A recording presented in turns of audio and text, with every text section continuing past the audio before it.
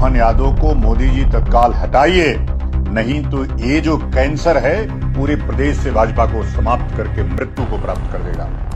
मैं फिर से कह रहा हूं, मोहन यादव रामद्रोही है, मोहन यादव हिंदू द्रोही है, मोहन यादव सवर्णद्रोही है। अच्छे पूरे समाज ब्राह्मण समाज से माफी मांग रहे हैं, गलती द्वारा नहीं करें। 5 रुपए इनका चिन्ह में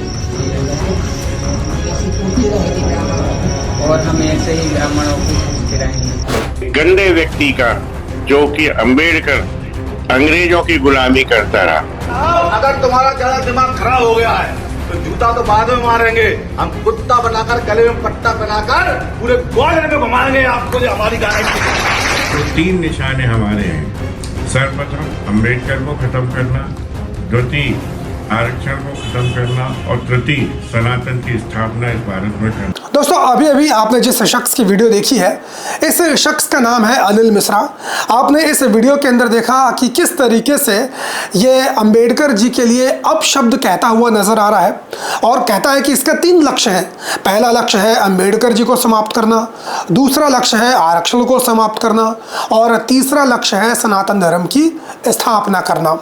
गंदे व्यक्ति का जो कि अंबेडकर अंग्रेजों की गुलामी करता रहा। निशाने हमारे हैं। सर्वप्रथम अम्बेडकर को खत्म करना, द्वितीय आरक्षण को खत्म करना और तृतीय सनातन की स्थापना इस भारत में।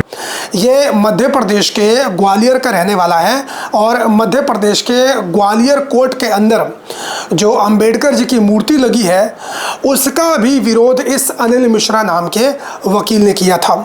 इस अनिल मिश्रा की वीडियो सोशल मीडिया के ऊपर पिछले कुछ दिनों से जमकर वायरल हो रही है और जब से इस शख्स की वीडियो वायरल हो रही है उसके बाद से ही दलित पिछड़े आदिवासियों के जितने भी संगठन हैं उन्होंने इस अनिल मिश्रा के खिलाफ मोर्चा खोल दिया है।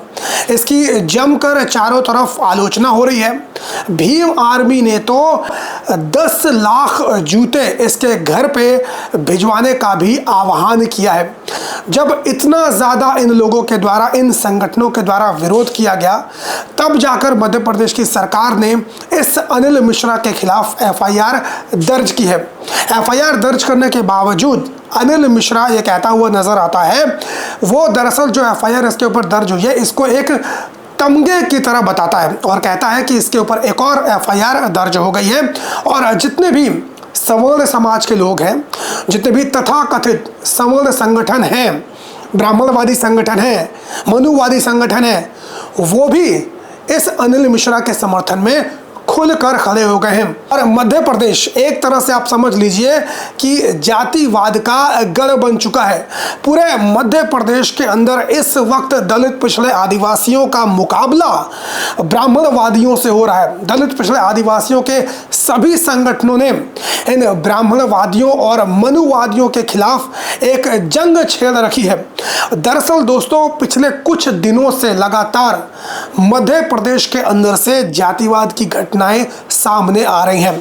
मैं पिछले 8 दिनों से वीडियो अपने YouTube चैनल के पर अपलोड नहीं किया है, लेकिन इस बीच मैंने एक चीज़ नोटिस की है कि इस देश के अंदर जातिवाद की बहुत बड़ी बड़ी घटनाएं हुई हैं और उन सब का सेंटर यानी ज़्यादा संख्या इन घटनाओं की अगर देखी जाए तो मध्य प्रदेश से ही आई हैं। यहाँ तक कि जो मध्य प्रदेश के मुख्यमंत्री हैं जो कि ओबीसी समाज से आते हैं, मोहन यादव इनका नाम है, इनके साथ भी सवर्णवादी और ब्राह्मणवादियों ने जातिवाद करने का काम किया। जब मध्य प्रदेश के मुख्यमंत्री होने के बावजूद उनके साथ जातिवाद हो जा रहा है, वो उसे तक नहीं रोक पा रहे हैं, तो आप सोचिए मोहन यादव की सरकार किसी दूसरे शख्स के साथ अगर कोई जातिवादी घटना हो रही है तो उसको किस प्रकार से रोक सकती है। इस वक्त मोहन यादव की सरकार पूरी तरीके से इन जातिवादी, सवर्णवादी, ब्राह्मणवादियों के दबाव में है। दबाव में इसलिए है क्योंकि पिछले दिनों मोहन यादव की सरकार ने, खास तौर पर जो मोहन यादव जी ने एक घोषणा की, उस घोषणा में उन्होंने कहा कि वो डंके की चोट पे मध्य प्रदेश के अंदर जो ओबीसी का आरक्षण है उसे 27% तक बढ़ाएंगे। ऐसे ही मोहन यादव जी ने ओबीसी आरक्षण को 27% बढ़ाने की घोषणा की। उसके बाद से तो जितने भी जातिवादी हैं, ब्राह्मणवादी हैं, मनुवादी हैं, उन्होंने मोहन यादव के खिलाफ मोर्चा खोल दिया। सोशल मीडिया के ऊपर, एक्स के ऊपर मोहन यादव के खिलाफ ट्रेंड चलने लगे। मोहन यादव को भस्मासुर तक कहा गया, रामद्रोही मोहन यादव बताकर ट्विटर के ऊपर ट्रेंड किया गया। उन्हें हिंदू विरोधी बताया गया, सवर्ण विरोधी बताया गया। सवर्णों ने तो यहाँ तक कह दिया, ब्राह्मणवादियों ने तो यहाँ तक कह दिया कि मोहन यादव की सरकार सवर्ण विरोधी सरकार है, हिंदू विरोधी सरकार है और सवर्णों को खत्म करने का काम कर रही है। मोहन यादव के एक ऐलान से सवर्णों को अपने ऊपर खत्म होने का खतरा मंडराने लगा, हिंदू धर्म खत्म होने का खतरा मंडराने लगा और इसलिए मोहन यादव के खिलाफ इन तमाम ब्राह्मणवादी संगठनों ने मोर्चा खोला। लेकिन उसके बावजूद मोहन यादव कुछ नहीं कर पाए।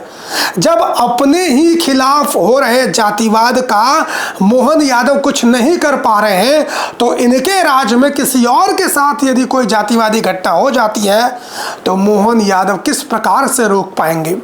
एक आनंद स्वरूप नाम का भगवाधारी है, अपने आप को बाबा कहता है, सनातन धर्म का रक्षक कहता है।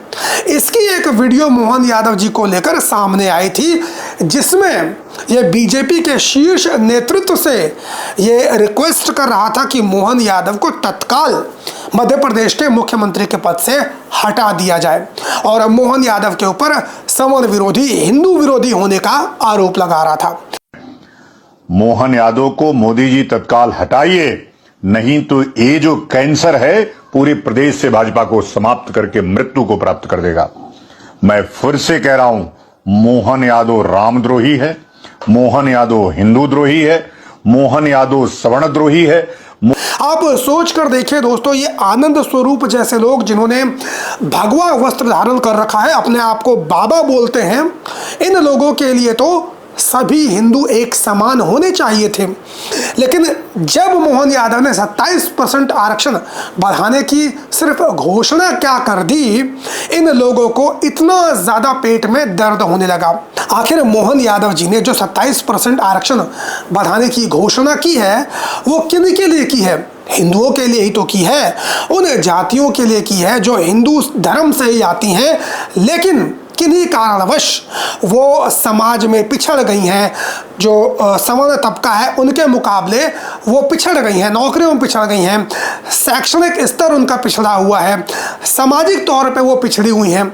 उन लोगों को आगे बढ़ाने के लिए मोहन यादव जी ने 27% आरक्षण की घोषणा कर दी। लेकिन इन लोगों से ये बर्दाश्त नहीं हुआ। ये लोग नहीं चाहते हैं कि किसी भी तरीके से जो ओबीसी तबका है वो आगे आए, क्योंकि ये लोग चाहते हैं कि जैसे सदियों से हर चीज़ के ऊपर इन ब्राह्मणवादियों का कब्जा है, सवर्णवादियों का कब्जा है, मनुवादियों का कब्जा है, उसी तरीके से इनका कब्जा बरकरार रहना चाहिए। आप सभी लोग जानते हैं दोस्तों कि पिछले 5000 सालों से, या फिर ये कहूँ कि जब से सनातन धर्म की स्थापना हुई है, हिंदू धर्म की स्थापना हुई है, तब से लेकर आज तक, या फिर ये कहिए कि तब से लेकर जब से भारत देश आज़ाद नहीं हुआ था, तब तक देश के सभी संसाधनों के ऊपर इन ब्राह्मणवादियों का ही कब्जा था, इन्हीं लोगों का एकाधिकार था। शिक्षा में 100% आरक्षण इन ब्राह्मणवादियों को मिलता था, नौकरियों में 100% आरक्षण इन ब्राह्मणवादियों को मिलता था, सेना में 100% आरक्षण इन ब्राह्मणवादियों को मिलता था।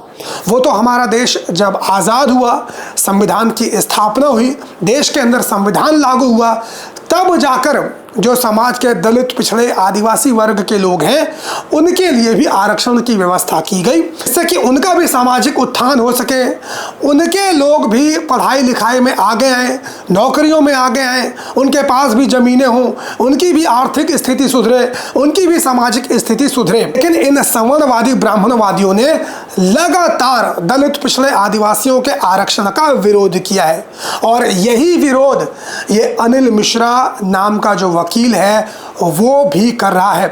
एक और जातिवाद की घटना इसी मध्य प्रदेश के दामोह जिले से आई है दोस्तों, और ये घटना तो ऐसी है जिसने कि मानवता को ही शर्मसार कर दिया है। स्क्रीन के ऊपर आपको ये जो वीडियो नज़र आ रही होगी, इस वीडियो में उपेंद्र कुशवाहा नाम का एक शख्स है जो अनुज पांडे, जो कि ब्राह्मण जाति से आता है, उसका पैर धोकर, जो उसका पैर धोने से पानी निकल रहा है, उस पानी को पी रहा है ये उपेंद्र कुशवाहा, ओबीसी समाज से आने वाला व्यक्ति। और बाकायदा इसे ब्राह्मण समाज के लोगों के द्वारा मजबूर किया जा रहा है कि ये जो अनुज पांडे नाम का ब्राह्मण जाति का व्यक्ति है उसके पैर को धोए और उसका पानी पिए। समस्त ब्राह्मण समाज से माफी मांग रहे हैं, ऐसी गलती दोबारा नहीं करें। पाँव धोकर इनका चिन्ह में दिया जाए ऐसे पूछते रहेंगे ब्राह्मणों, और हम ऐसे ही ब्राह्मणों को पूछते रहेंगे। घटना दोस्तों आज के समय में हो रही है जब इस देश के अंदर संविधान लागू है। चलिए मान लीजिए इस उपेंद्र कुशवाहा से कोई गलती हो गई होगी, तो गलती की सजा कैसे मिलेगी? भाई हमारे देश के अंदर संविधान है, कानून है, कोर्ट है, कचहरी है। अगर उपेंद्र कुशवाहा ने कोई गलती की है तो उसके खिलाफ एफआईआर होनी चाहिए, उसको जेल की सलाखों के पीछे जाना चाहिए, कोर्ट कचहरी इन जगहों पर जाना चाहिए। लेकिन नहीं, इस ब्राह्मण समाज के लोगों ने इसको सजा मनुस्मृति के हिसाब से दी है, क्योंकि कुशवाहा समाज का व्यक्ति ब्राह्मणों की नज़र में शूद्र जाति का व्यक्ति है, और शूद्रों के लिए मनुस्मृति में इसी प्रकार की सजा का प्रावधान है, और ये इसी प्रकार का समाज भी बनाना चाहते हैं। इसीलिए ये लोग संविधान का विरोध करते हैं, इसीलिए ये लोग आरक्षण का विरोध करते हैं, और इसीलिए इस देश के अंदर ये लोग सनातन धर्म की स्थापना करने की बात करते हैं।